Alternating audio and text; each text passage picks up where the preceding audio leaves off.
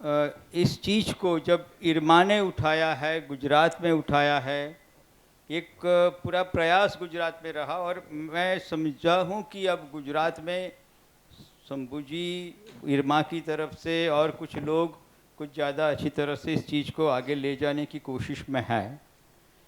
तो ये पूरे देश से आए हुए लोग इतने अच्छे अनुभव के साथ जो है वो गुजरात की इस प्रोसेस को भी थोड़ा डिज़ाइन करने में, स्ट्रेंथन करने में कुछ मदद करे।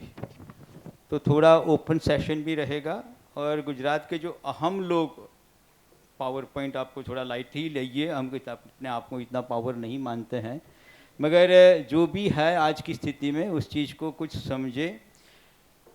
एक परिवार बैठा हुआ है यहाँ, कुछ इतना फॉर्मल ब्यूरोक्रेटिक फैक्टर कोई चीज़ नहीं है, तो ये साथी भी अपने आप में गवर्नमेंट सिस्टम में क्या स्ट्रेंथ और लिमिटेशन है या क्या दिक्कतें अनुभव रहे हैं, और उस चीज़ को कहाँ कैसे हम साथ में मिलके, because their heart is with the whole movement, they also want personally to be organic farming to be promoted, whatever name, chemical free agriculture to be promoted. Before we move to Gujarat thing, I would request Rajendra Chaudhary to talk about his experiences. What are the key learnings? और जहाँ पे कभी भी सरकारी व्यवस्था से या projectile या डोनेशन से कोई एनजीओ भी नहीं बना, कोई फंड भी नहीं आया, और वहाँ पे उन्होंने कैसे 12 साल में उसको प्रमोट किया है। In the morning I was just, किसी ने ये कहा दिया आप तो सरकार के पीछे पड़ गए, नहीं ऐसी बात नहीं है, सरकार के साथ बहुत ही काम करते हैं, उसका कोई सवाल ही नहीं है। It's required to balance people's power versus state power, political power and bureaucratic power, दोनों की स्ट्रेंथ और लिमिटेशन है। हमें सीखना है कि उसको स्ट्रेटेजिकली कैसे उपयोग किया जाए।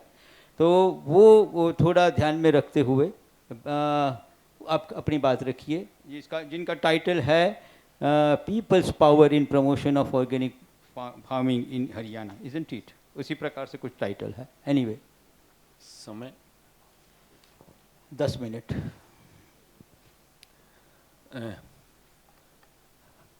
हम ये मानते हुए कि जैविक खेती के फायदे बहुत सारे हैं, स्वास्थ्य के, पर्यावरण के, उन सब की बात करते हुए भी, परंतु क्योंकि हम बिना किसी सरकारी सहायता के काम कर रहे थे, बिना किसी बड़े संगठन के काम कर रहे थे, तो हमारे दिमाग में प्रश्न ये था कि एक किसान जो अकेला किसान है वो जैविक क्यों चुनेगा, कब चुनेगा?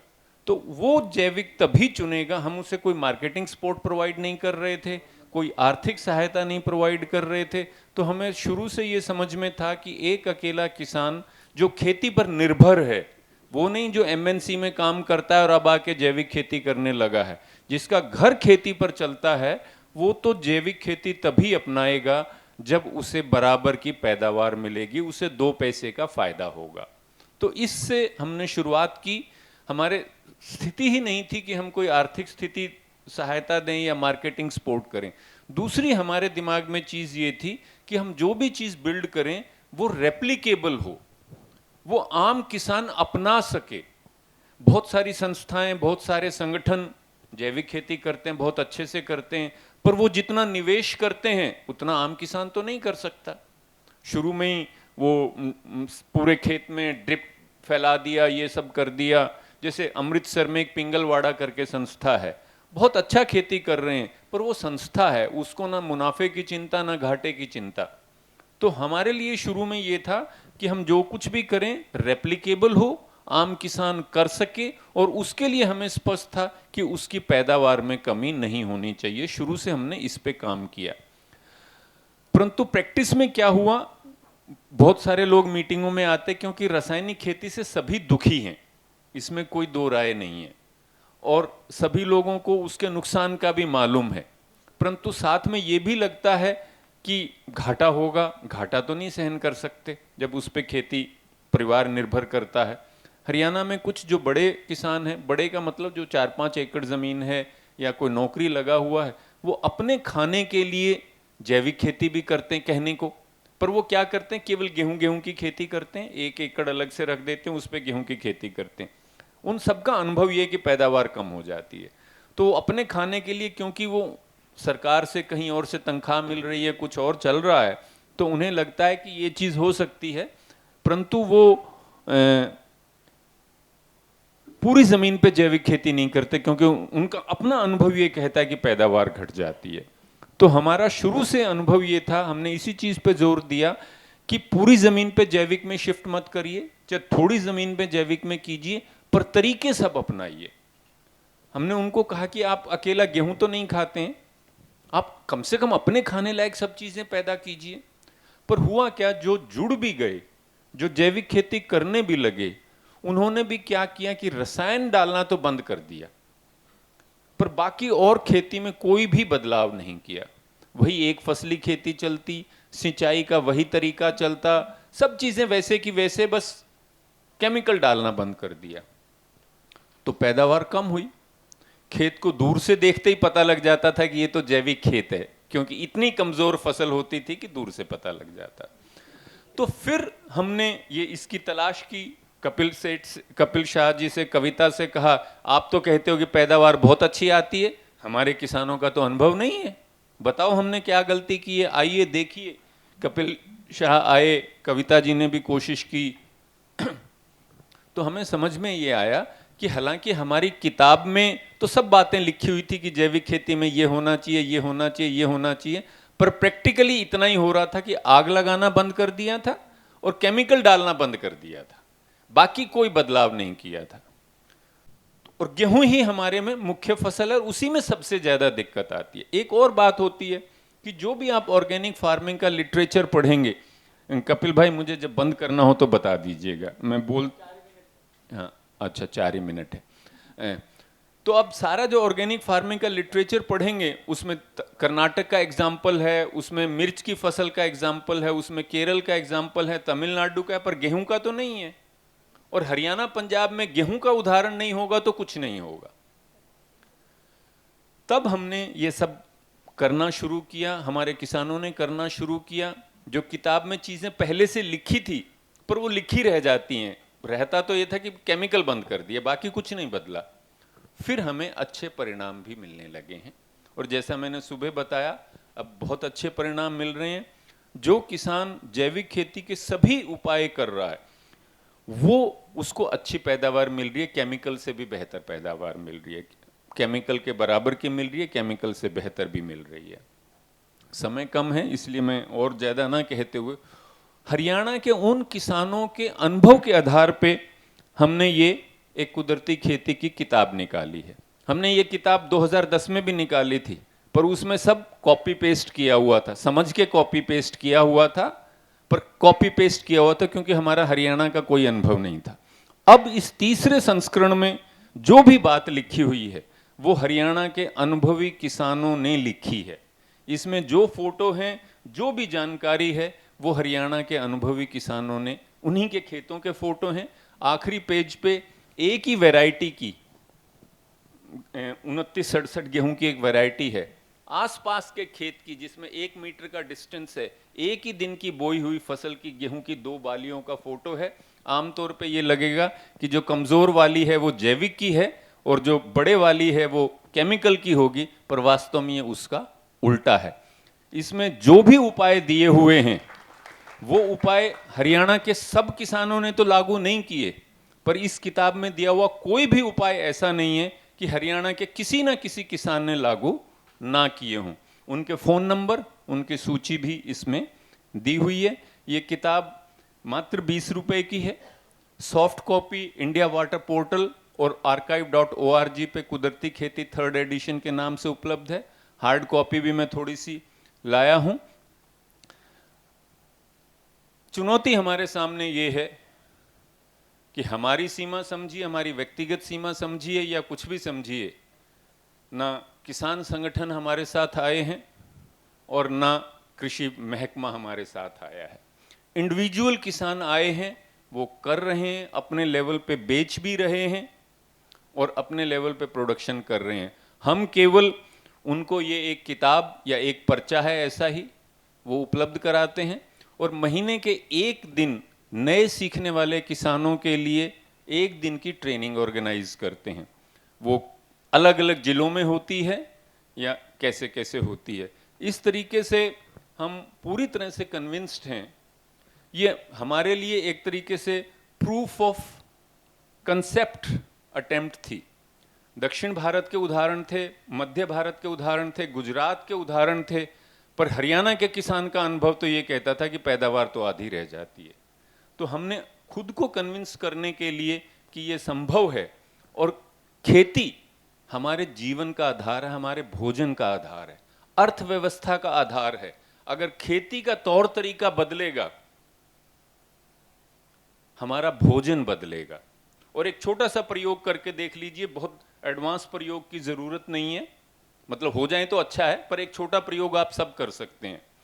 एक ही किस्म का जैविक की पैदावार लीजिए। जैविक जब मैं कहता हूं तो आत्मनिर्भर जैविक की बात करता हूं। हम किसान को किसी एक्सटर्नली परचेज्ड इनपुट की बात नहीं करते, क्योंकि हम प्रोवाइड नहीं कर सकते। और बिखरे हुए एक एक किसान, एक वहां एक वहां एक वहां है, तो उसे मार्केट भी प्रोवाइड नहीं कर सकती।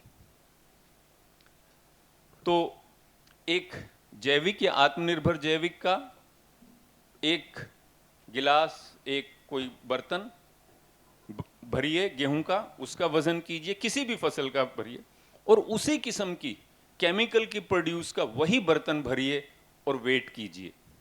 किस्म सेम है, बर्तन सेम है, वॉल्यूम सेम है, तो वेट भी सेम होना चाहिए टेक्निकली स्पीकिंग। आप पाओगे कि वेट सेम नहीं होता। जैविक का वेट कम से कम 5% से ज़्यादा होता है, उसी वॉल्यूम में, उसी किस्म में। तो जैविक खेती ना केवल बेहतर भोजन उपलब्ध करा सकती है, और ये केवल गैर सिंचित इलाकों की बात नहीं है, आदिवासी इलाकों की बात नहीं है। हम हरित क्रांति के केंद्र हरियाणा की बात कर रहे हैं। गेहूं धान का चक्र बदलना बहुत जरूरी है, पर अगर गेहूं धान का चक्र नहीं भी बदलते तो भी जैविक खेती में केमिकल के बराबर की पैदावार मिल सकती है। जो बाकी बेनिफिट्स हैं, हेल्थ बेनिफिट्स हैं, एम्प्लॉयमेंट बेनिफिट्स हैं। अभी केमिकल वाली फार्मिंग में क्या होता है कि साल में हरियाणा पंजाब के किसान को जब गेहूं की कटाई करनी होती है और गेहूं की बिजाई करनी होती है, धान की कटाई करनी, तभी थोड़े दिन लेबर चाहिए होती है। वो 2 महीने की लेबर के लिए गांव में लेबरर रह नहीं सकता, और फिर किसान ये कहता है कि लेबर मिलती नहीं है। अब जैविक खेती में साल भर काम मिलता है, तो गांव में मजदूर भी साल भर काम कर सकता है। मैंने शायद ज्यादा समय ले लिया। Thank you very much. एक लाइन में आपके किसान का मार्केटिंग की क्या व्यवस्था है? कहाँ बेचते हैं? प्रीमियम मिलता है? हम ऑफिशियली किसानों को कोई सहायता नहीं करते। अलग अलग किसानों के अलग अलग तरीके हैं।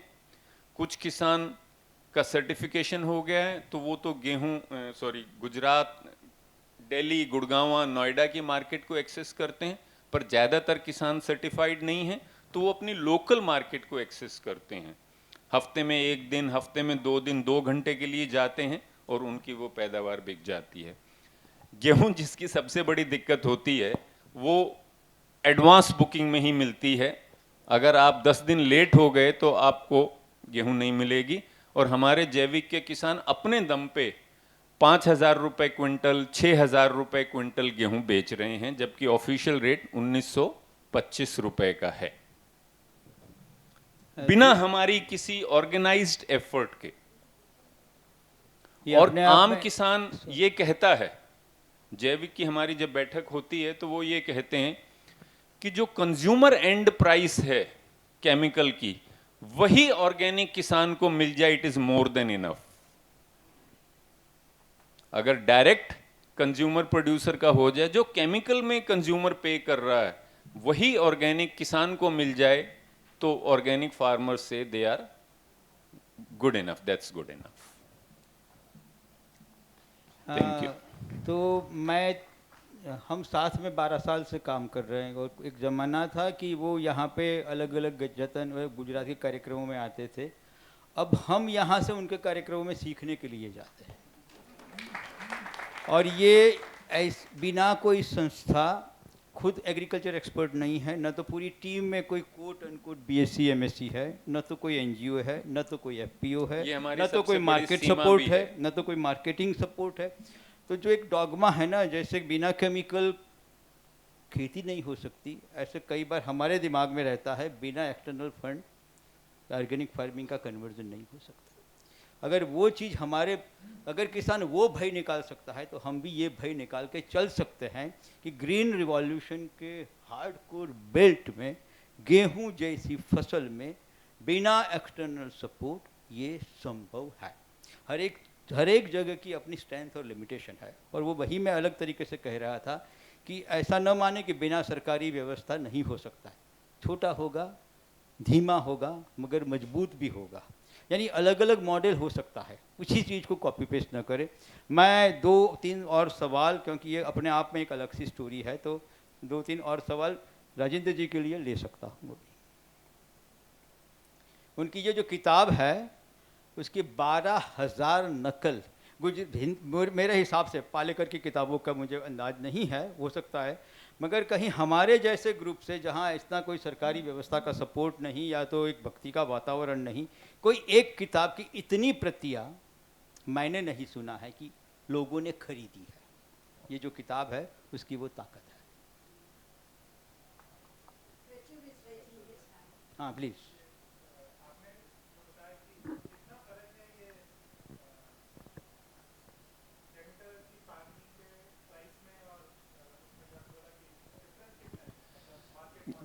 देखिए, मार्केट में भी, जैविक की मार्केट में भी बहुत रेंज है। 2019 में जब हम बात कर रहे थे, कोई जैविक किसान बहुत खुशी से कह रहा था कि मेरा गेहूं तो 3,000 रुपए में बिक गया जी, सब घर का घर से। और कोई किसान कह रहा था कि जी मुश्किल से 5,000 रुपए का रेट मिला है। तो किसानों के बीच में भी रेंज है, पर मतलब मैं जो गेहूं खरीद के खा रहा हूं वो 5,000 रुपए का गेहूं खरीद के खा रहा हूं, और ऑफिशियल रेट 1,925 रुपए का है। बाकी क्योंकि गेहूं की डिमांड बहुत ज्यादा, उतनी प्रोडक्शन नहीं है। बाकी जैसे 30 रुपए सब्जी, 40 रुपए सब्जी, आलू प्याज वगैरह जो हैं 30 रुपए, 20 रुपए भी जैविक किसान बेचते हैं, और वो उनका खेत से बिक जाता है तो बहुत अच्छा हो जाता है। सरसों का तेल 200 रुपए लीटर वो घर से निकलवा के बेच रहे हैं, and they are happy with it. और हम कई बार कंपेयर करते हैं, अब आप देखिए फॉर्चून का, अगर आप देखोगे तो फॉर्चून भी 140-145 रुपए बेच रहा था, और वो जैविक में किसान 200 रुपए का बेच रहा है। हम कोई एक्चुअली मार्केटिंग सपोर्ट नहीं देते हैं, तो कोई एक प्राइस नहीं है। जैसे मैंने बताया, अलग अलग किसानों का अलग अलग हिसाब है। जिनको गुड़गांव दिल्ली की मार्केट मिल जाती है तो वो तो फिर मतलब अलग हो जाता है। बाकी तो किसान, वो जैसे मैंने बताया ना, उन्हें लगता है कि कंज्यूमर एंड पे जो कस्टमर पे करता है केमिकल फार्मिंग के लिए, वही किसान को भी, जैविक किसान को वो सीधे दे दे और उससे ले ले, तो organic farmer is more than happy. Swati.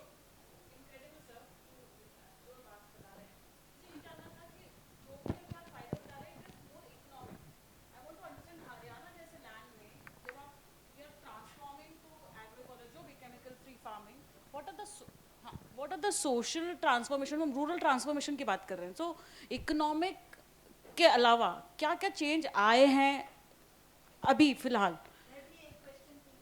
पूछ लो जी। आप स्केल अप में बिलीव करते हैं या आप समझते हैं ऑर्गेनिक फार्मिंग ये स्केल आउट में ही सस्टेन होगा? सरकारों को करना चाहिए कि देखिए, ऑर्गेनिक के बेनिफिट्स, मैंने कहा हेल्थ बेनिफिट्स हैं। कल्टीवेशन कम हो गई है। अब हमारे किसान बड़ा ट्रैक्टर अपने खेत में घुसा के खुश नहीं है, बैल पे तो नहीं आए हैं, पर वो पावर टिलर या छोटे ट्रैक्टर को ढूंढ रहे हैं।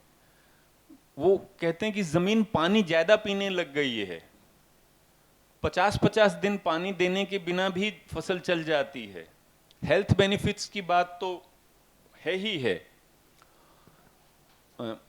हमारे हरियाणा के लिए देखिए, मैं हरियाणा की बात कर रहा हूँ, हरियाणा के किसान के लिए अपने खेत में काम करने वाले मजदूर के लिए ये शब्द प्रयोग करना कि ये भी जो है ना, ये हमारे साथी हैं, मैं समझता हूँ एक बहुत बड़ी उपलब्धि है। वो महिला मजदूर के लिए वो किसान ये कहता है कि ये भी जी हमारे साथी हैं। हरियाणा में ये शब्द आमतौर पे प्रयोग नहीं होता। तो और मैंने सॉइल बेनिफिट्स हैं, हेल्थ बेनिफिट्स हैं, वो सब। और Hariana is particularly because I'm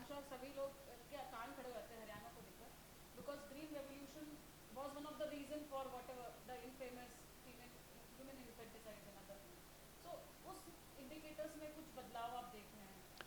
देखिए उसमें हमारी कोशिश के बावजूद कम है, क्योंकि आप जब गांव में पहली बारी जाते हैं और पुरुष जाता है तो वो किसी महिला तक पहुंच ही नहीं सकता है। पुरुष जाएगा तो पुरुष से ही बात करके वापस आ जाएगा, महिला तक नहीं जाएगा। और अनफॉर्चुनेटली हमारे साथ कोई महिला प्रमोटर्स नहीं, हम कोई फंडेड ऑर्गेनाइजेशन नहीं है, कोई कुछ नहीं है, तो हमारे साथ कोई महिला प्रमोटर्स नहीं जुड़ी हुई हैं। हमने ब्लॉक लेवल मीटिंग एक आधी महिलाओं की है। एक दो मीटिंग में हमने पुरुषों पे ये शर्त लगाई है कि अकेले आओगे तो 200 रुपये फाइन लगेगा, तो वो महिलाएं आई हैं। और अब महिलाएं इसमें रुचि लेने कम से कम लग गई हैं, पर वो हमारी मीटिंगों में उतना नहीं आती हैं, आ नहीं पाती हैं। एक तो ये कि हमारी भी हम गांव में जब पहली बारी जाएंगे तो पुरुषों से बात करके ही लौट आएंगे, महिला तक तो 1 साल 2 साल बाद पहुंचेंगे। जब पुरुष के साथ एक कॉन्फिडेंस की रिलेशनशिप हो जाएगी तभी आप महिलाओं तक पहुंच पाएंगे, तो वो चीज़ हमारे साथ नहीं हुई है। हम तो चाहते हैं कि पूरा देश जैविक बने, उसमें सरकार भी सहयोग करे, किसान संगठन भी आए, दूसरे संगठन भी आए, पर हम उन्हें जोड़ नहीं पा रहे हैं अपनी कोशिशों के बावजूद। वही बात है।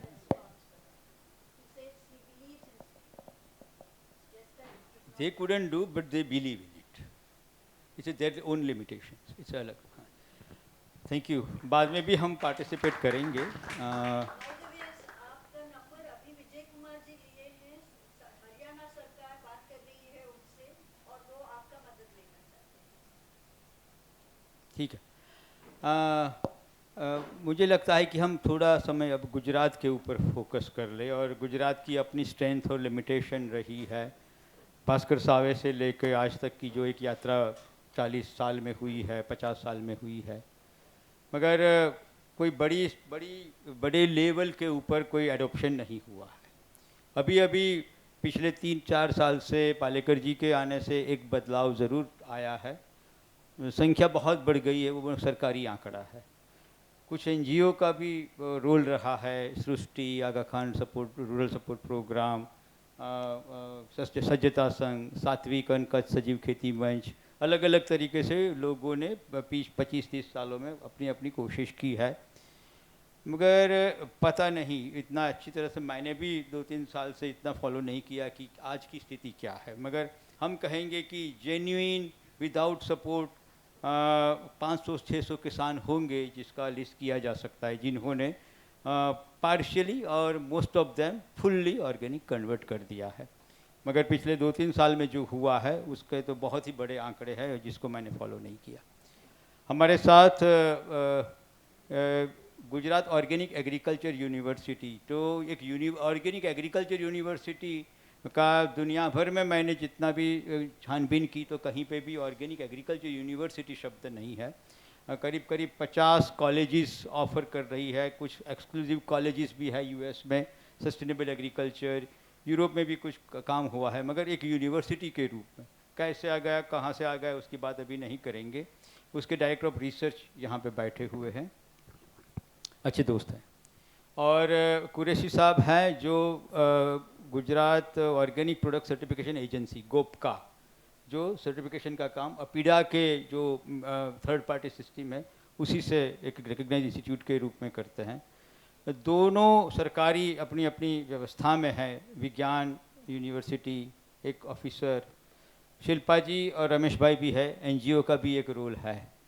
तो हम पहले उनसे कुछ उनकी स्ट्रेंथ और लिमिटेशन के बारे में समझ ले, और फिर हम चाहेंगे कि उसके बाद के 10-15 मिनट में आप लोग हमारी इन स्थिति को समझते हुए बताइए कि गुजरात का रोड मैप कैसे हो सकता है, क्या होना चाहिए, और जिसमें शंभू साहब भी आगे उस चीज़ को ले जा सकते हैं कि उसमें क्या क्या कर सकते हैं, what are the missing things, what are the missing links.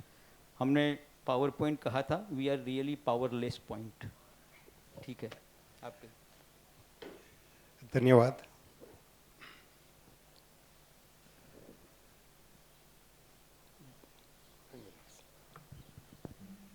जैसे कपिल जी ने बताया, तो ये शायद पूरे विश्व की पहली ऑर्गेनिक एग्रीकल्चर यूनिवर्सिटी है।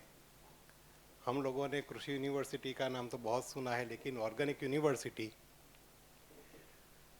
और सही बात यह है कि और भी जो एग्रीकल्चर यूनिवर्सिटीज़ गुजरात स्टेट में हैं वो भी अभी बिलीव नहीं कर रही है कि ये लोग अलग क्या करेंगे। This is the fact. लेकिन जब हम लोग सोचते हैं, actually Gujarat organic agriculture university का मैं एकलौता संतान हूँ अभी। हमारे वाइस चांसलर है वो भी कार्यकारी है, हमारे रजिस्ट्रार साहब है वो भी कार्यकारी है, और अभी 6 महीना हुआ मुझे भी यहाँ जन्म लिए हुए। लेकिन हमने शुरुआत जो की वो एजुकेशन से शुरू किया, क्योंकि हमारा जो मैंडेट है वो पोस्ट ग्रेजुएशन का है ऑर्गेनिक फार्मिंग में। तो आज से शायद 1 साल पहले जब हमारे कुरैशी साहब हमारे रजिस्ट्रार रहे हैं, तब मैं आनंद एग्रीकल्चर यूनिवर्सिटी में था। लेकिन हम लोगों ने साथ में मिलके एक कोर्स बनाया उसका, ऑर्गेनिक एग्रीकल्चर का। तो लास्ट ईयर इन 2021 का जो एकेडमिक ईयर था उसमें हमने सबसे पहले 6 स्टूडेंट्स जो है उसको एडमिशन दे दिया। एडमिशन देने के बाद हमें पता चला कि ये तो बहुत मुश्किल टास्क है, क्योंकि न हमारे पास कोई टीचर है, न उनकी रहने की व्यवस्था है, न खाने पीने का भोजन का प्रबंध है। तो फिर गवर्नमेंट से गुजारिश करके हमने आनंद एग्रीकल्चर यूनिवर्सिटी के साथ एक MOU करवा दिया। तो अभी बच्चे जो है वो आनंद एग्रीकल्चर यूनिवर्सिटी के एकोमोडेशन में हैं, और कोर्स जो है वो ऑर्गेनिक का चल रहा है। फिर दूसरा सवाल आ गया कि उसको ICAR से कैसे मान्यता मिलेगी, क्योंकि हमारे यहाँ ICAR का रिकमेंडेशन नहीं होगा तो बच्चों का कोई भविष्य नहीं है, रिकॉग्निशन नहीं है, तो ऐसा समझा जाता है। तो फिर वहीं भी कॉरेस्पॉन्डेंस हुआ, और फॉर्चुनेटली इस साल ICAR ने ऑर्गेनिक एग्रीकल्चर का जो कोर्स है उसको रिकॉग्नाइज कर दिया। सो विद इन 6 मंथ्स, तो फिर अभी ये साल दूसरी बैच भी आ गई, तो और 6 बच्चे आ गए हैं। लेकिन ये सब अभी स्ट्रीमलाइन हो रहा है।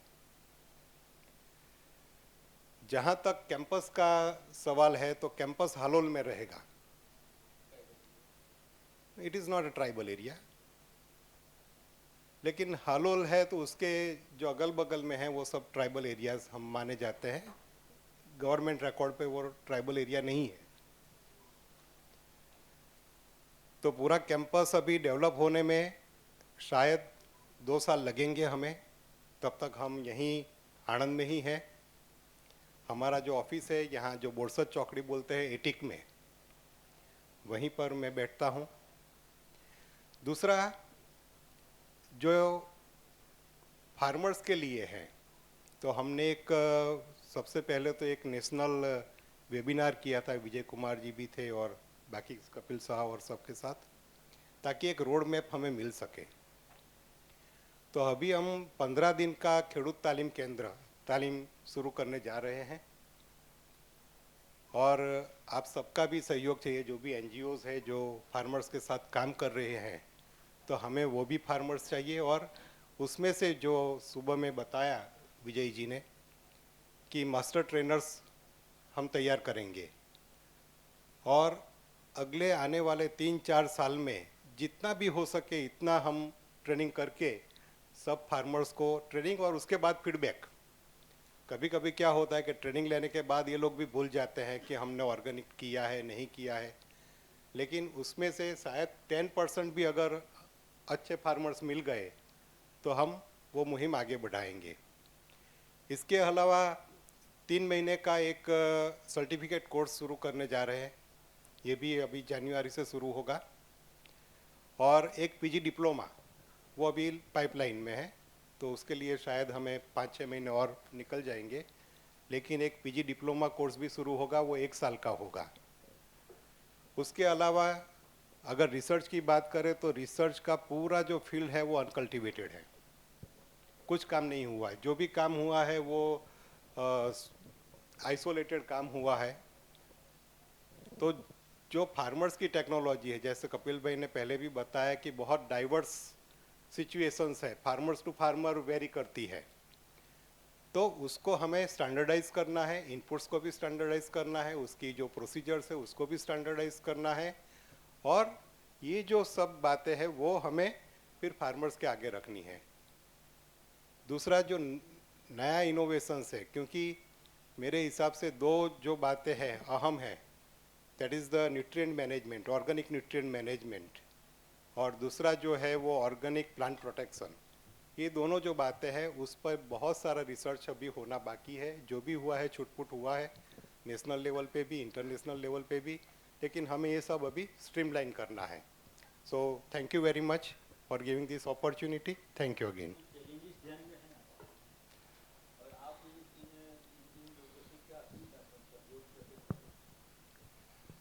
चैलेंजेस तो अभी सभी चैलेंजेस ही है। वन मैन आर्मी हूँ अभी, मेरे ये 11 बच्चे अभी तो बैठे हैं, एक मिसिंग है। तो ये, लेकिन ये जो लोग हैं, they are the seed of organic farming. तो ये लोग जो है, तो मुझे आपसे वही अपेक्षा है कि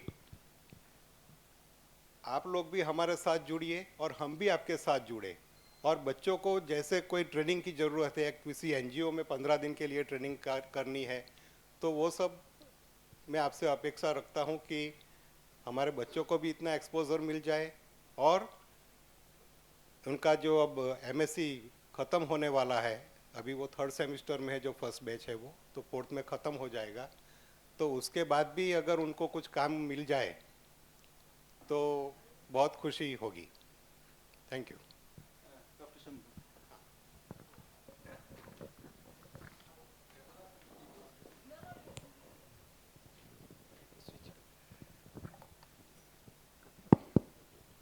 अच्छा, सुन के बहुत खुश हुआ हमको कि ये जो चेंज मेकर्स यहाँ बैठे हैं, 11 लोग या 12 लोग, इनकी कैपेसिटी बढ़ाने की काफ़ी जिम्मेवारी केवल न आपकी है, हम सब की है।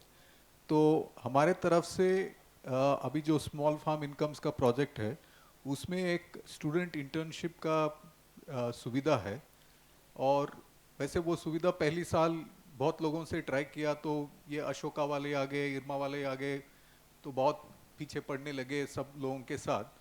तो लेकिन हम ये चाहते हैं कि इन लोगों के साथ जाए, ताकि ये न केवल अपने सीवी के लिए बनाए, लेकिन बिल्कुल अपना they take it up after they so अगर आपके करिकुलम में एक, मान लीजिए गुजरात में कहीं भी इनको सीखना है, 1-2 महीने रहना है, किसी के साथ कुछ प्रैक्टिकली ट्राई करना है, तो इसका सपोर्ट देने में हमको बहुत ही खुशी होगी, क्योंकि thank you very much sir. Sir just to add that, Thank you Shambhu very sir, much. Just to add that sir, and we invite them कि हमारे साथ आए, you stay in our farms, हमारे फार्मर्स के साथ एक सीजन आप रहो, उनके साथ खेती करो, लर्न, बिकॉज दिस बिल्कुल इज बिल्कुल अगर उनको मान लीजिए उनका एक छोटा सा एक्सपोजर ट्रिप, ये सर ट्रिप इनके नहीं सब- सर, दे हैव टू नहीं, स्टे विद रहेंगे। अस वन हाँ, season, that's the point. So So, एक सीजन वहाँ रहे। यस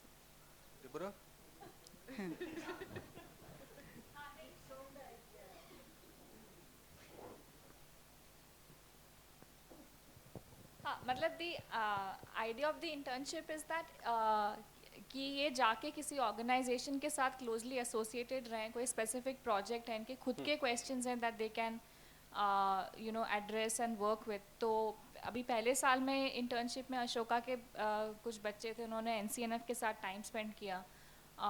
उनको भी काफ़ी, I mean they can may be just briefly talk about what ever experiences they had, and local जो भी ऑर्गेनाइजेशंस, अगर गुजरात, अगर सज्जता संघ के कोई सिस्टर मतलब जो भी नेटवर्क है, उनके साथ अगर इनको एसोसिएट करना है, so that they can actually, and there should be some outcome that they can take ownership of at the end of the and also receive close mentoring. So that is something that we would be very happy to support.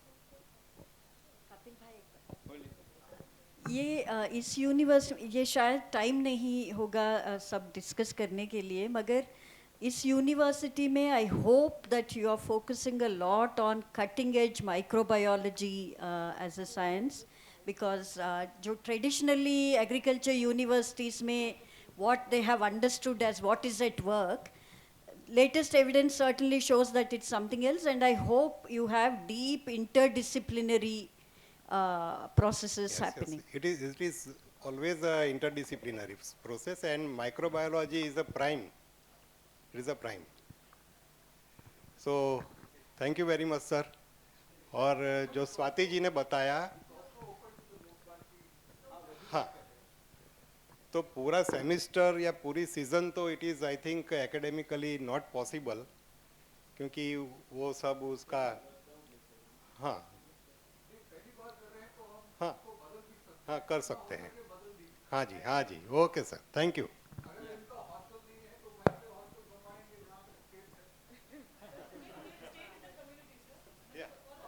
हाँ, तो सही बात है। Agriculture education के जिस प्रकार से आज का भी जो ढांचा है, एक 2 मिनट ले लूँगा, 1 मिनट में। We were taught how to approach a bullock on an organic economy farm. मैं 82 की बात कर रहा हूँ, 3rd सेमेस्टर में मुझे how to approach a bullock, उसी का एक एक्सरसाइज था।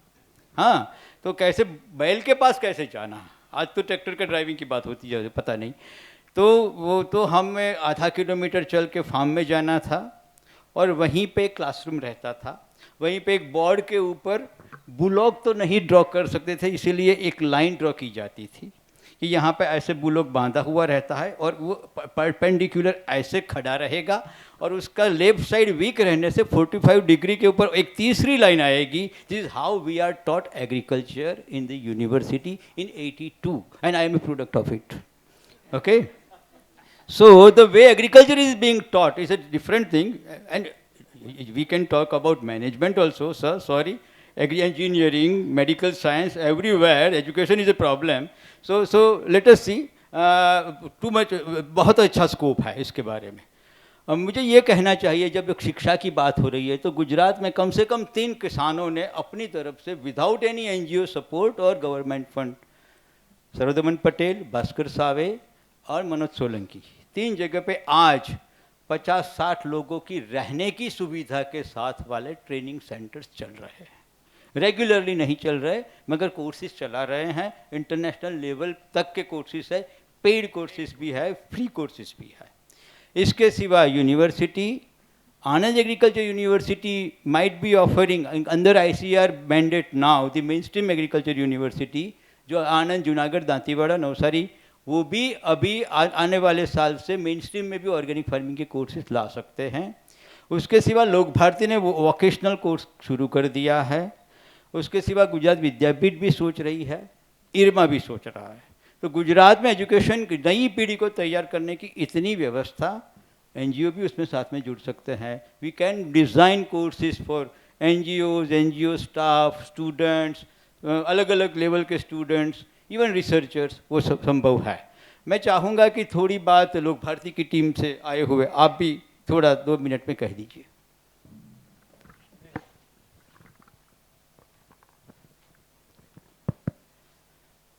नमस्कार।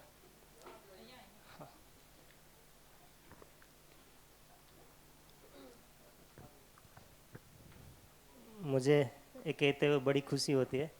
अभी ऑर्गेनिक यूनिवर्सिटी की बात हुई। हमारे जो स्टूडेंट है, हमने भी 2020-21 के साल में UGC मान्य, जैसे केंद्र सरकार में BA, BCom, BSc जैसे कोर्स होते हैं, वैसे एक UGC मान्य BVoc कोर्स शुरू किया है, बैचलर ऑफ वोकेशनल, जिसमें स्पेशलाइजेशन तो काफ़ी सारे हैं। उसमें से हमने 2 सब्जेक्ट पे चुना है, जैसे ऑर्गेनिक फार्मिंग और फूड प्रोसेसिंग। तो हमारी पहली बैच के विद्यार्थी थे, वो 25-25 का हमारा सीट है, और अभी दूसरी बैच भी हमने भर ली है। ये जो स्टूडेंट है वो पहली बैच के विद्यार्थी है। उस कोर्स में डिज़ाइन ऐसी है, और वो खास बहुत अच्छी बात है कि उस कोर्स में 70% प्रैक्टिकल वर्क आता है। कि जब ऑर्गेनिक फार्मिंग का स्टूडेंट पढ़ाई करता है तो उसको 30% ही क्लासरूम में टीचिंग करना है, बाकी उसको फार्म पे जाके वो सब सीखना है। और हमारे यहाँ जो स्टूडेंट है पर सेमेस्टर 60 दिन के लिए उसकी इंटर्नशिप होती है, और 60 दिन में वो किसान के घर पे रहता है, किसान की फैमिली की तरह रहता है, और उसके घर पे जाके खाना रहना सब उसी के घर पे होता है, और उस पर काम करता है। जैसे ज़मीन की तैयारी से लेकर हार्वेस्टिंग तक वो साथ में रहता है और सीखता है। तो ये स्टूडेंट जो है उसने अभी 2 इंटर्नशिप पूरी की है, 2-2 महीने की, और अभी इसकी तीसरे सेमेस्टर की मतलब थियरी का पीरियड चल रहा है।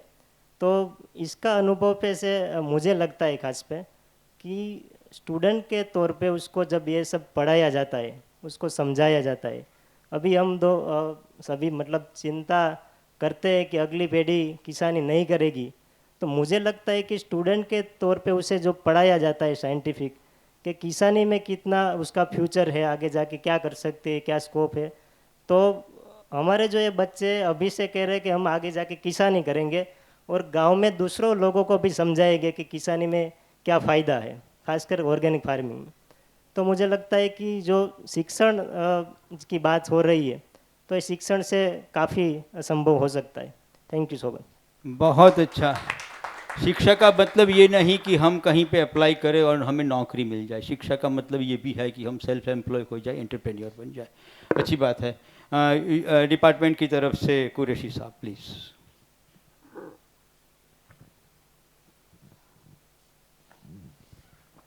नमस्कार। पोस्ट लंच सेशन वैसे तो 4 बज गए हैं। कपिल भाई, आपने जो शुरू किया था, गवर्नमेंट ऑफ गुजरात ने सर एक सेंद्रीय खेती नीति 2015 में शुरू की, आनंदीबेन जब चीफ मिनिस्टर था, उसका ड्राफ्ट बनाया था कपिल भाई ने। और उस ऑर्गेनिक जो है वो सपोर्ट करने के लिए किसानों को ठीक है पहला काम। तो मैं इसलिए बोल रहा हूँ कि गवर्नमेंट क्या करे, उसमें 3 आयाम जो ऑर्गेनिक फार्मिंग में है। उसका पहला ये है कि जो रजिस्टर करवाते हैं सर्टिफाइड बॉडी में, तो वहाँ 50% और 75% तक उसको रजिस्ट्रेशन फ़ी जो है उसमें सब्सिडी मिलती है। दूसरा ये है कि जो किसान सर्टिफाइड हुआ कोई भी सर्टिफाइंग बॉडी में, तो आई खेडूत पोर्टल पे उसका नाम होगा, तो उसको पर हेक्टर 5,000 इनपुट सब्सिडी मिलती है। मतलब ये प्रोत्साहन ही है कि ऑर्गेनिक खेती करने वाला कोई भी किसान, कोई भी फार्मर्स 5,000 का ऐसे मिल जाता है कि वो फिर वो ड्रम बनाए, कुछ भी ले, ओके। और तीसरा यही है कि हम एक पार्ट है सर्टिफाइंग बॉडी के, तो किसानों को कितना ज़्यादा बेनिफिट दे सके और प्रोत्साहन मिल सके, उसके लिए गवर्नमेंट ये कर रही है कि हम तो हमारे वहाँ किसान इंडिविजुअल सर्टिफिकेशन के लिए आते हैं और ग्रुप में आते हैं, उसको हम अपने टेक्निकल टर्म्स में ICS बोलते हैं, इंटरनल कंट्रोल सिस्टम या ग्रोवर ग्रुप सर्टिफिकेशन। तो उसमें भी हम 8 सोर्स 75% सब्सिडी देते हैं हम किसानों के पास से। मतलब उसको ये CB में ये थोड़ा अलग है, तो उसको हम ऑपरेटर बोलते हैं। तो ऑपरेटर जब अब रजिस्ट्रेशन होता है तो सिर्फ 25% जो सर्टिफिकेशन का चार्ज है वो लेते हैं, 75% हम गवर्नमेंट में से ले लेते हैं। एक ये काम हुआ। दूसरा जो डेवलपमेंट गवर्नमेंट ने अभी रिसेंट सीनेरियो में जो हो रहा है वो ये है कि पिछले साल गुजरात सरकार ने 100 FPO का टारगेट था, तो उसमें से करीबन आई थिंक 87 तो कंफर्म हो गए हैं, 100 हो गए ऐसे मान सकते हैं कि हर डिस्ट्रिक्ट में 3 FPO रजिस्ट्रेशन हुआ है। और मोटे तौर पे उसमें सब ऑर्गेनिक के तौर करने की बात है कि उसका सर्टिफिकेशन ऑर्गेनिक करवाए और जो भी माल बनाए, जो भी मार्केटिंग होगा ऑर्गेनिक के तौर पे होगा। एक डेवलपमेंट अच्छा है, उसमें हम कितने सक्सेस हो जाएंगे वो तो आगे वो वक्त ही बताएगा। इसके आगे एक ये काम है कि पिछले 19 नवंबर को ही हमारे CM साहब और राज्यपाल साहब ने डांग डिस्ट्रिक्ट को ऑर्गेनिक डिस्ट्रिक्ट, ऑर्गेनिक नहीं नेचुरल फार्मिंग डिस्ट्रिक्ट, ये सी एस उन्हीं वाला है, ऑर्गेनिक और नेचुरल वाला। हाँ, और विषय हमारे BAPS और हड़तालवासी भी बोल सकते हैं। लेकिन वहाँ ऐसा होता है कि आप मित्र के रूप में मैं बोल रहा हूँ कि एक वहाँ प्रदर्शन था 19 नवंबर को, तो एक किसान आया था, हमारा सर्टिफाइड था, उसने और उसका नाम था कि नीलम ऑर्गेनिक सो एंड सो, उसका नाम कंपनी का। तो वहाँ जाके आगे हमारे अफसर ने बता दिया कि ऑर्गेनिक को धो डालो और वहाँ प्राकृतिक लिख दो। This is the challenge. पहला काम तो ये करना है कि जो भी कर रहा है, जो भी पहले ये केमिकल है, फर्टिलाइजर है, वो बंद कर रहा है, कम कर रहा है, तो वो उसको प्रोत्साहन दीजिए। पहला काम तो ये, फिर बाद में सिया सोने पे जाएंगे हम, बरोबर है। तो एक यही है। तो ये 3 काम जो गवर्नमेंट बहुत अच्छी तरह से कर रही है। बीइंग ए स्टूडेंट एक्सटेंशन, हमने, मेरा तो सर ये कपिल भाई का एक जूनियर है, उसका जूनियर में 2 साल पुराना हूँ, उसका दोस्त, तब से दोस्ती है। एक्सटेंशन में बहुत काम किया है, 1990 से हूँ मैं सिस्टम में, 98 का डायरेक्ट क्लास 1 ऑफिसर हूँ। एक्सटेंशन में मैंने जो किसानों के साथ जो देखा है वो ये है कि 3 बाबत बहुत चैलेंजिंग है। एक तो 3 M है, market, man power and monsoon. तो वही यहाँ भी आता है ऑर्गेनिक फार्मिंग में भी। सबसे बड़े गुजरात की बात करें तो मैन पावर हमारा बहुत, हमारे किसानों को काम करना है, पैसा मुनाफा कमाना है, लेकिन मजदूर नहीं है, लेबर नहीं है। और लेबर नहीं है तो उसके लिए जो किसानी में कैसे कम लेबर से काम होता है वही वो उसको एडॉप्ट करते हैं। लेबर प्रॉब्लम ज़्यादा है, 300 रुपये देने के बाद भी लेबर हर रोज नहीं मिलते, चाहे वो ऑर्गेनिक है या नॉन ऑर्गेनिक, वो की बात नहीं है। तो ऑर्गेनिक किसानी में यही फर्क है कि हमें उसे एक दफ़ा उसके पाटे पे चढ़ा दे, गाड़ी को लाइन पे चढ़ा, पटरी पे चढ़ा देने के बाद मेजोरिटी, एक कपिल भाई भी कहते हैं कि हैंड होल्डिंग प्रॉब्लम रहता है। आप समझे, एक दफ़ा दूसरी दफ़ा हमने किसान को ऑर्गेनिक पे ला दिया, नेचुरल फार्मिंग पे ला दिया, वैदिक खेती पे ला दिया, वॉट एवर, फिर वो छोड़ देता है दूसरे, यहाँ कोई ऐसी सीजन आ जाती है, ऐसे भाव आ जाता है। तो लेबर का प्रॉब्लम, हैंड होल्डिंग का प्रॉब्लम है। दूसरा यही है मार्केट का। जितने किसान ऑर्गेनिक कर रहे हैं वो 2 तरफ से जो बहुत अभ्यासु है, स्टूडियस है और कॉन्टेक्ट वाले हैं, उसका तो माल बिक जाता है। जिनका माल नहीं बिकता वो कॉमन मार्केट में ही जाता है, तो वहाँ ऑर्गेनिक है या नॉन ऑर्गेनिक उसको कोई फर्क नहीं रहता। अगेन दूसरी सीजन वो फिर ऑर्गेनिक से निकल जाता है। तो ब्रांडिंग जरूरी है, ग्रुप सर्टिफिकेशन जरूरी है कि सब इकट्ठे होके 50 खेडूत 25 खेडूत किसान एक सम्मिलित होके सर्टिफिकेशन करवाए, ब्रांड इमेज बनाए और फिर बेचे। यहाँ लोकल गुजरात और इंडिया में पूरा बहुत सारा मार्केट है, और बाद में हमारा जो NPOP वाला सर्टिफिकेशन है वो बाहर एक्सपोर्ट करने में भी बहुत ज़रूरी है, और उसका प्रीमियम प्राइस मिलती है बहुत। हाँ, यहाँ से हम बोलते हैं राजगरा, अमरंथस बोलते हैं, वो जाता है बाहर। सोयाबीन जाता है ऑर्गेनिक, सिसेमम तल सिसमी वो जाता है, बहुत है, उसकी डिमांड है। और मेडिसिनल जो है प्लांट्स, उसकी भी बहुत डिमांड है बाहर जाने में, तो उसको सर्टिफिकेशन प्योरिटी होनी चाहिए। तो एक तो काम तो बहुत है। अगले इस साल के अंत में एक ड्रॉबैक्स आप बता रहे हैं ना कि गवर्नमेंट में यहाँ भी टारगेट है, हमें भी, कि कितना सर्टिफिकेशन करना है। Exactly we are checkers, we are not makers.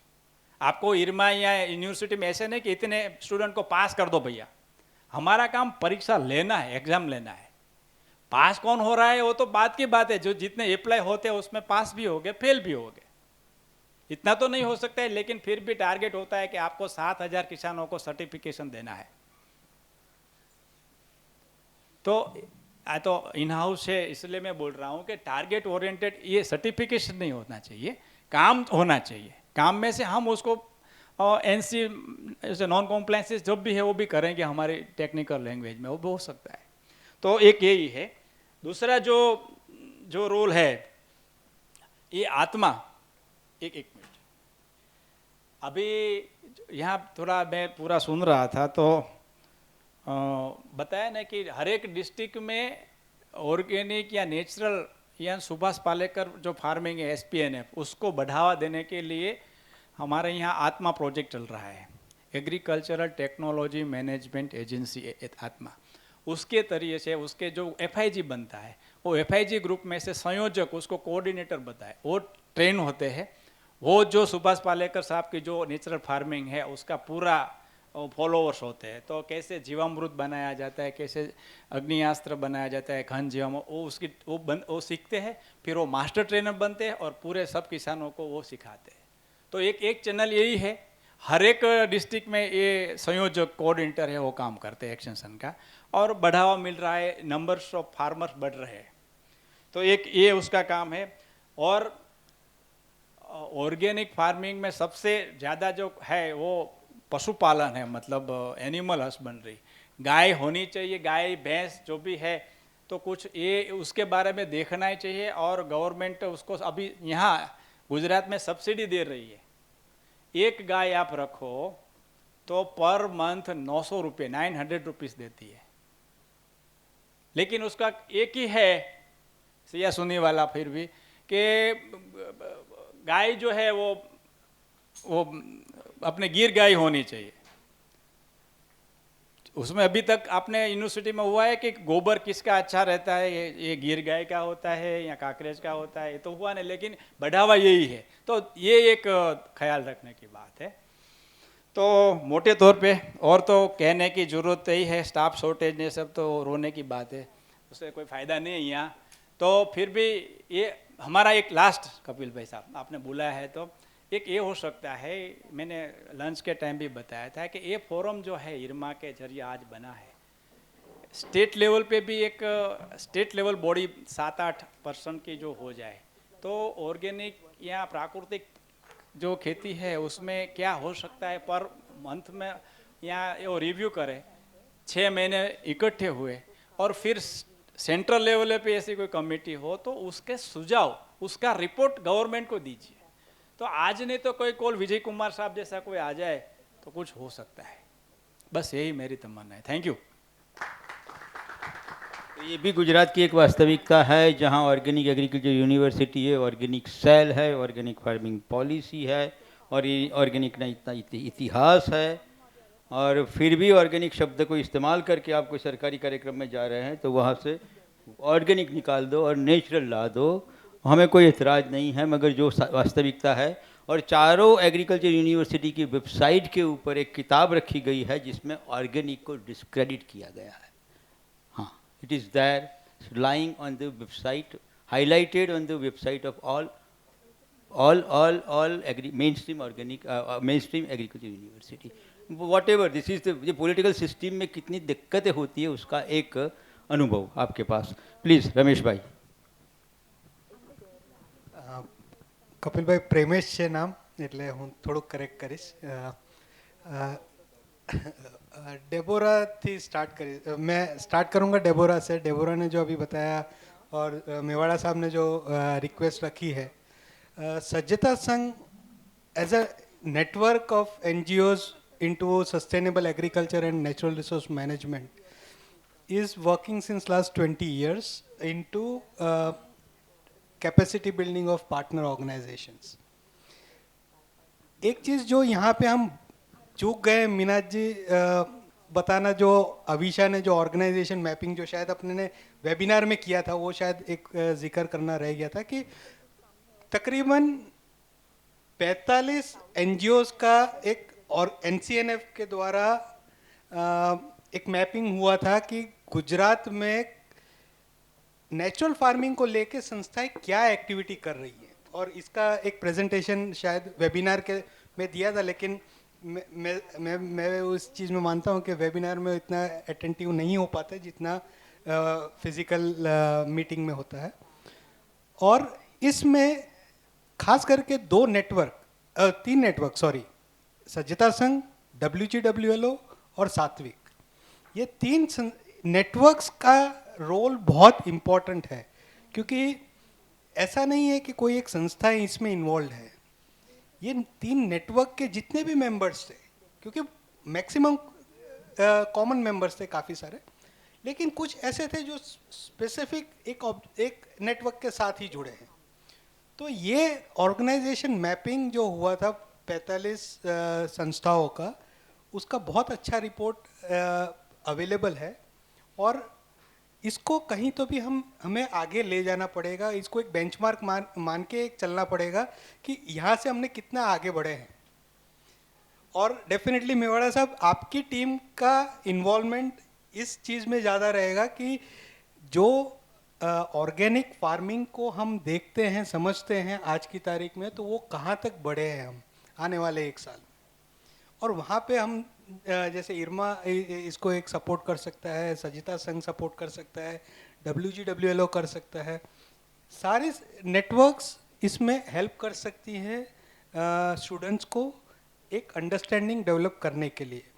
और सभी संस्थाएं काफ़ी सालों से काम कर रही है, और सब इवॉल्व हो रहे हैं। जैसे एक कुरैशी साहब ने अभी एग्जांपल दिया, वो ऑर्गेनिक हटा के नेचुरल लगाओ, ये एक शब्दों की मारामारी है, वो चलती रहेगी, होती रहेगी, लेकिन एक जो लोगों की अपेक्षाएं हैं, aspirations of the people, that has to be understood very clearly, and I think the students who are present here would be the best judge, because we all come with our own biases, our own understanding, perceptions, और मुझे लगता है कि जो रोहतक का जो example था, उसको थोड़ा उसको कैसे अपस्केल किया जाए, इसको भी मुझे लगता है कि गुजरात में हम अगर ये कर पाएँ तो इस तरीके से सज्जता संघ national collision of natural farming के साथ तो जुड़ा ही है, लेकिन हम भी सीख रहे हैं, हम भी समझने का कोशिश कर रहे हैं कि वास्तव में ये नेचुरल फार्मिंग है क्या, क्योंकि हर मेंबर का एक अलग सोच है। कोई बोलता है ये है, कोई बोलता है ये है, कोई बोलता है पेस्टिसाइड नहीं यूज़ करने का है, कोई बोलता है सर्टिफाइड सीड यूज़ नहीं करने का है, कोई बोलता है जो ट्रेडिशनल सीड्स है उसी को यूज़ करना है। तो कई बार हम लोग भी ये चाहते हैं कि ये कॉमन मिनिमम प्रोग्राम एक डिसाइड हो कि इसमें सीड्स क्या है, किसको हम नेचुरल फार्मिंग बोलेंगे। और मुझे लगता है कि इसमें आप काफ़ी रोल प्ले कर सकते हैं, और कुरैशी साहब भी इसमें हेल्प कर सकते हैं, क्योंकि अल्टीमेटली जो स्टैंडर्डाइजेशन, सर्टिफिकेशन, ये सब सारी जब तक बात नहीं आएगी, सिस्टम नहीं बैठेगी, तब तक हम आगे नहीं बढ़ पाएंगे। Thank you. और कोई सवाल हो तो पूछ लीजिएगा। Thank you. सवालों के लिए हम खोलेंगे, मेरी कोशिश रहेगी कि हम कम से कम 5-7 मिनट आप लोगों के फीडबैक या गुजरात की सिस्टम के लिए कोई व्यवस्था के लिए कोई आपके सुझाव हो तो ये यानी कि उसका मतलब ये हो रहा है कि हमें ऑर्गेनिक फार्मिंग को या नेचुरल फार्मिंग को ठीक से समझने की ज़रूरत है। ठीक है।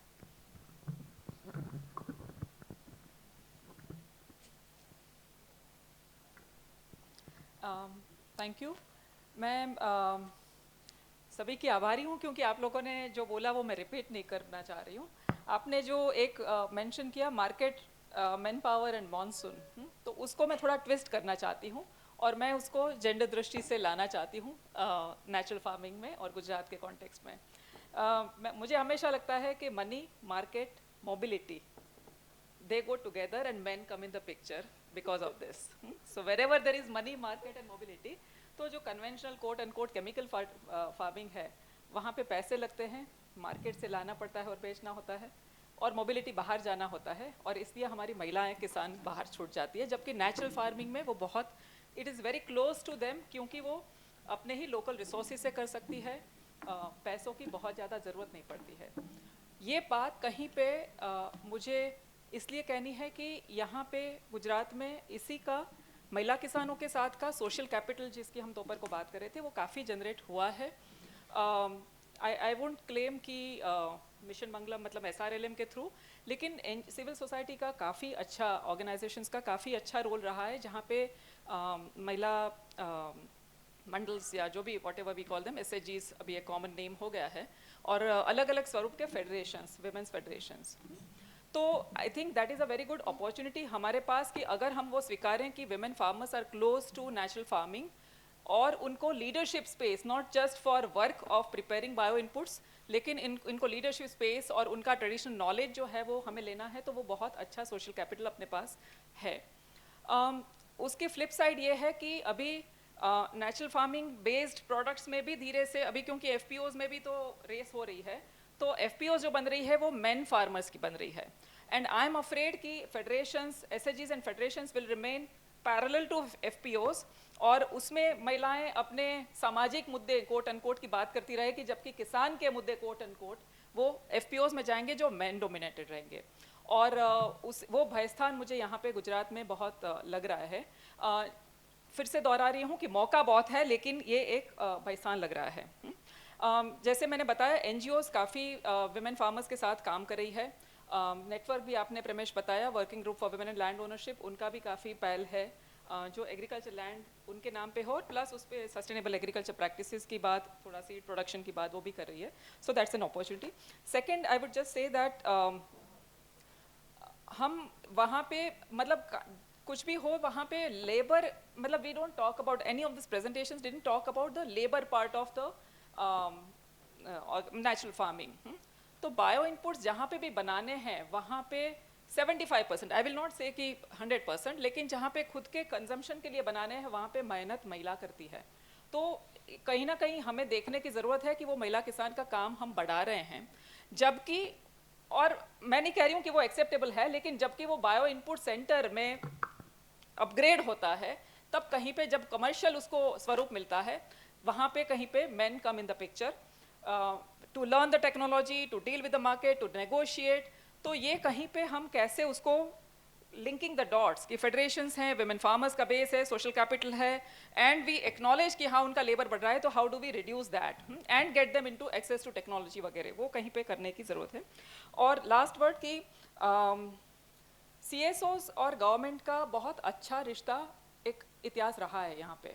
जैसे नेटवर्क्स का प्रमेश ने बताया, तो चाहे वो पार्टिसिपेटरी इरिगेशन मैनेजमेंट की स्कीम हो, चाहे वो जॉइंट फॉरेस्ट मैनेजमेंट हो, तो एनजीओ, गवर्नमेंट और कम्युनिटी ने साथ मिलके बाकायदा for India we have set the models from Gujarat, including एसएचजीज की। मायराडा के साथ यहाँ पे गुजरात के भी कुछ ऑर्गेनाइजेशंस थे जो इंक्लूडेड थे उसमें।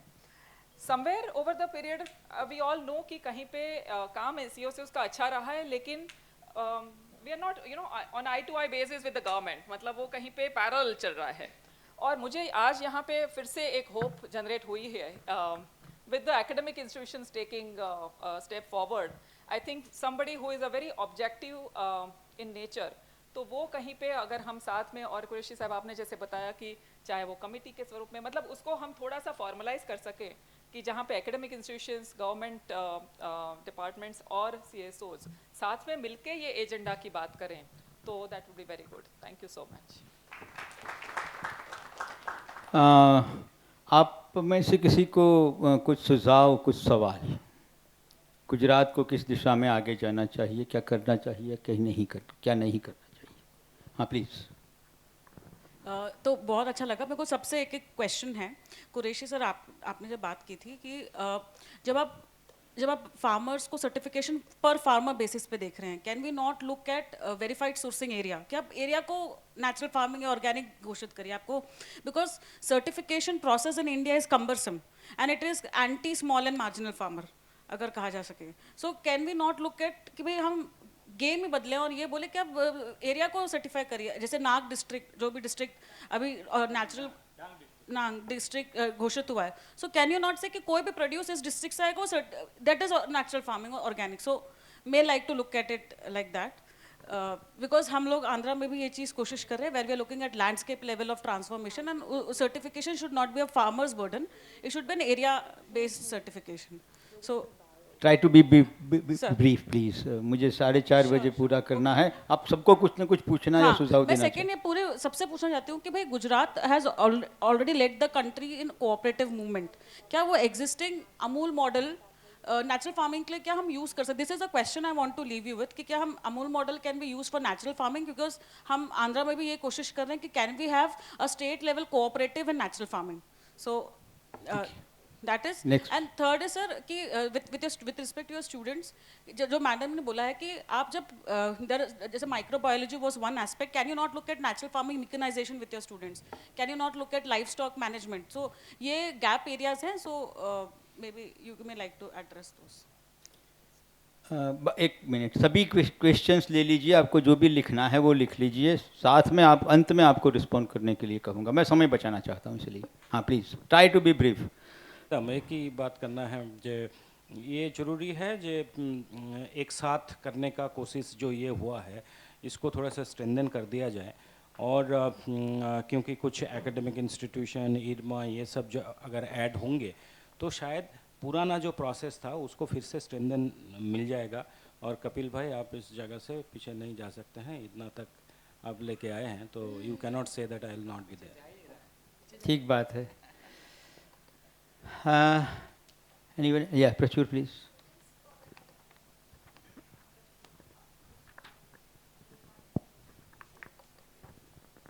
सर मैं ये आपको पूछना चाहता हूँ कि आप फार्मर को ऐसी कौन सी बात या कैसे कन्विंस करते हैं कि फार्मर पेस्टिसाइड से ऑर्गेनिक की तरफ बढ़े? क्योंकि हमने जो अपने कॉन्फिडेंस लेवल पे जो इंटर्नशिप की है वो फार्म पे रह के इंटर्नशिप की है और फार्मर को वो हम प्रेजेंटली देख के आए हैं ऑर्गेनिक और हम कॉन्फिडेंसली फार्मर को समझाने की बहुत कोशिश कर रहे हैं, लेकिन तो भी 10 या 10% या 20% वो समझने को तैयार नहीं है.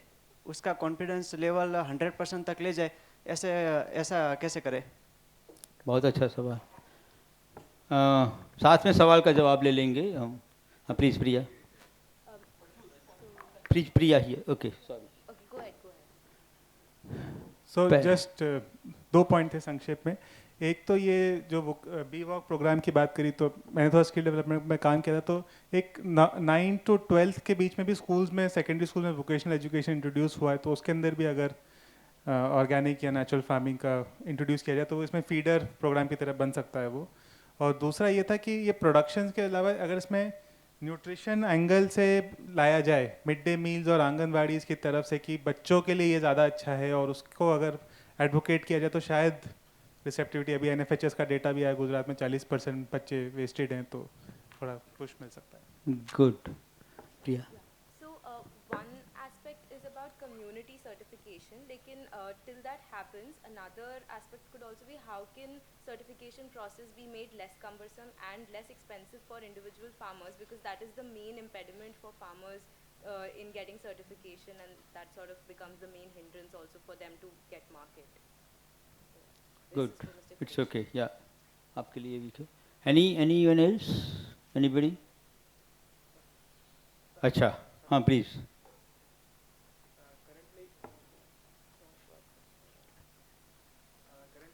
Working as ICS manager for one of the FPO. तो अभी का जो पूरा सिस्टम है ऑर्गेनिक सर्टिफिकेशन का वो थोड़ा कॉम्प्लिकेटेड लगता है. ट्रस्टनेट भी मैंने हैंडल किया है और ISR भी क्रिएट करना थोड़ा मतलब डेटा के साथ मेरे को नंबर भी इसीलिए आ गए अभी वो पूरा डेटा हैंडल करते हुए. थोड़ा वो कॉम्प्लिकेट लग रहा है उसको, मतलब कुछ आगे जाके उसको कैसे ईजियर करने के लिए कुछ है? Thank you.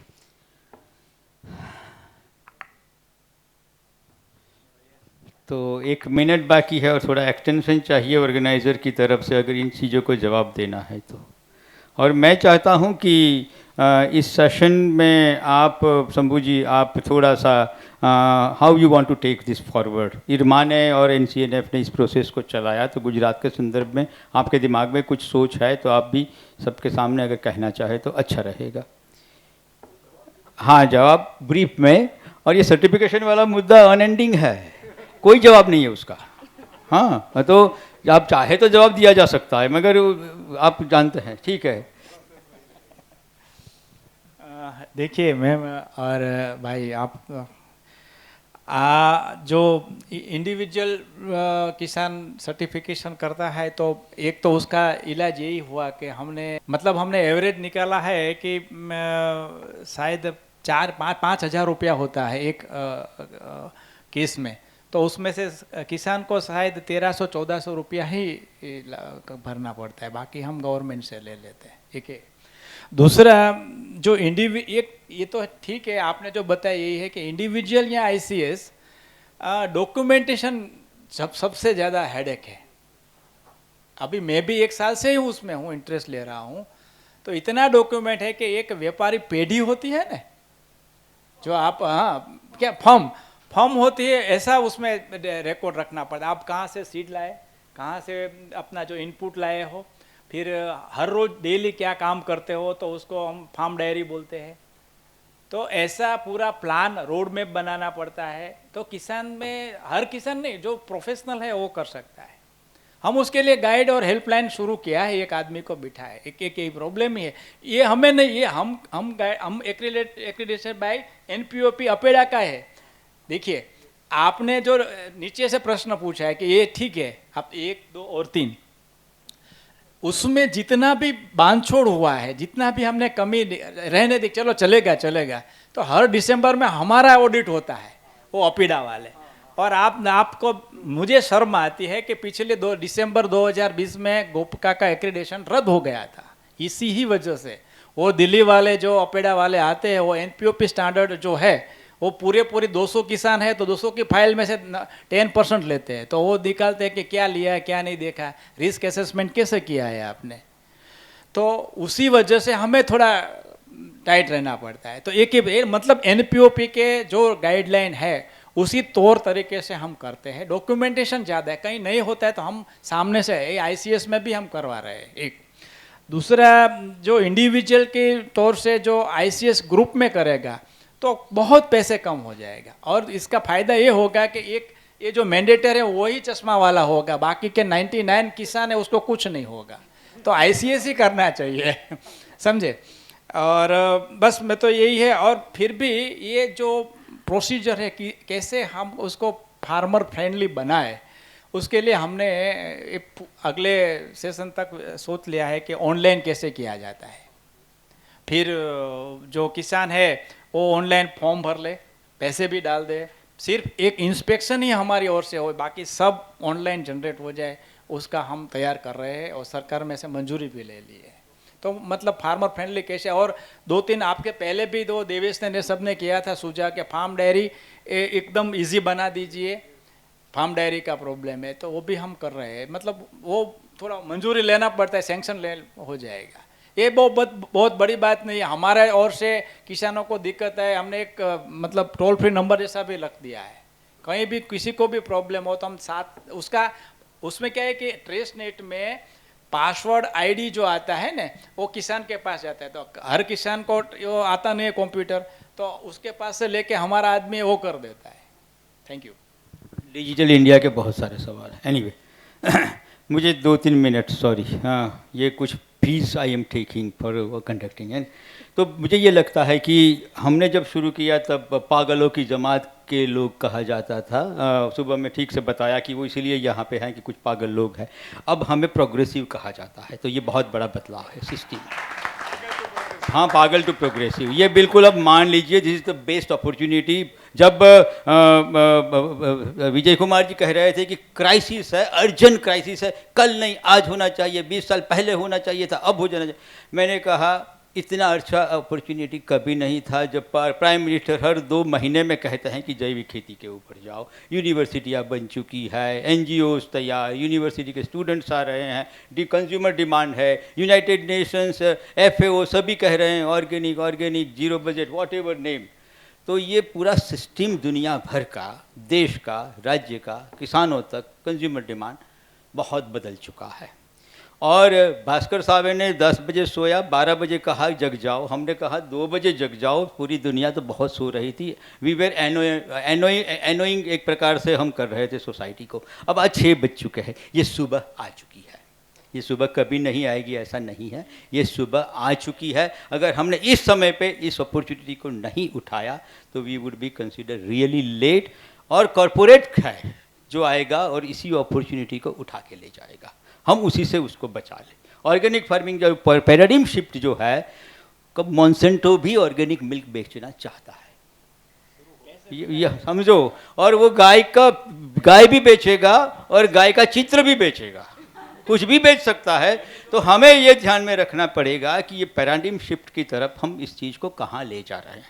आज हम बात कर रहे हैं हेल्थ की, आज से 10 साल पहले फिर हमने ये बात की कि पर्यावरण के ऊपर, फिर बात की कि किसानों का घाटा बहुत हो रहा है, फिर हमने कह दिया कि रूरल ट्रांसफॉर्मेशन के लिए। सुबह में मैं कह रहा था कि ये नेशनल ट्रांसफॉर्मेशन के लिए है, और मैं इसमें कोटेशन को पढ़ रहा था। 2004 में कुरियन साहब ने कहा है, empowering farmer is empowering democracy of India. Why organic farming? To empower the democracy of India. वहीं तक इस चीज़ को ले जाना। तो हम सिर्फ स्केल अप स्केल आउट की बात न करें, मिड स्ट्रीम की बात न करें, स्केल डिप की भी बात करें, स्केल हाई की भी बात करें। ये जो मुझे कहना है, हमारा मैंडेट वहाँ तक है। मुझे B organic farming not just for the sake of environment, birds and health and cancer, beyond that really empowerment. और मुझे यहीं पे एक कॉन्फ्लिक्ट है, कोई पॉलिटिकल पार्टी या स्टेट नहीं चाहता है कि जनता मजबूत बन जाए। अगर ऑर्गेनिक फार्मिंग से जनता मजबूत बन जाती है और बाजार का रोल कम हो जाएगा, तो शायद वो दिक्कत कहीं पे कॉन्फ्लिक्ट आएगा। This is why I am telling empowering democracy of India. मैं कुछ ज़्यादा बोल लिया, खींच लिया, पता नहीं। वेरियस फोर्सेस है, हर जगह पे है। यहाँ पे ऑर्गेनिक नेचुरल का है, organic farming association of India के रिप्रेजेंटेटिव कल थे, आज नहीं है। एक चैलेंज होगी, हर राज्य में होगी कि इन चीज़ों को भी साथ में कैसे जोड़ी जाए। सिनर्जी बनानी पड़ेगी, प्रैक्टिसेस में नहीं, फिलोसॉफीज़ में भी, अपने ईगो को। तो ये भी एक चैलेंज है जिसके बारे में हमें साथ में काम करके करना पड़ेगा। तो एक बात ये, पॉलिटिकल ब्यूरोक्रेटिक ये सिस्टम को अगर हम ठीक से मेन स्ट्रीमिंग, उनके दिमाग में ये चीज़ नहीं डाली, अगर वो Vijay Kumar ji across the political party, CM बदल जाए, अपोजिशन पावर में आ जाता है, फिर भी वो टिक पाते हैं। अगर जब तक ये नहीं होगा तो हम कैसे करें कि हर पॉलिटिकल लीडर्स को, एमएलएस को, स्टेट लेवल के ऊपर हम महत्व के ऑफिसर्स को, जो अंदर अंदर बदलते रहता है। आज डायरेक्टर ऑफ एग्रीकल्चर है, कल सीड सर्टिफिकेट एजेंसी में गए, this that, this level of scientist and professors, हमसे ऊपर वाले को भूल जाइए, वो नहीं निकल पाएंगे जो अब वाइस चांसलर बन चुके हैं या उस लेवल पे हैं, सेक्रेटरी लेवल पे। माफ़ कीजिएगा, मगर एक पूरी 50 साल के उम्र वाले पूरी एक व्यवस्था है जो आने वाले 8-10 साल में पावर में आने वाली है। हम उन्हीं के साथ अगर संबंध बना ले, रविवार को भी अपने कार्यक्रम में आने लग जाए, तो समझना कि हमने ठीक से डीप स्केलिंग डीप कर लिया है। और irrespective of political leadership and bureaucracy changing movement को ज़्यादा असर नहीं होगा। मुझे लगता है गुजरात में भी ये करना चाहिए और राज्यों में भी करना चाहिए। एनजीओ का रोल है, teachers training, trainers training, education की बात हुई। Quality assurance can not be left to only certification.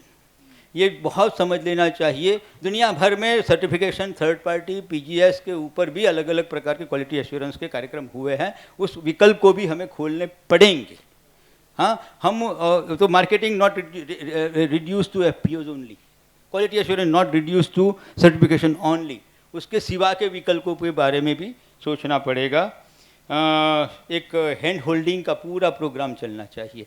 3 साल तक, 3 से 5 साल तक जब किसान के साथ हैंड होल्डिंग नहीं होता है, वो किसान आगे नहीं चल सकता है। तो इतनी कुछ बातें।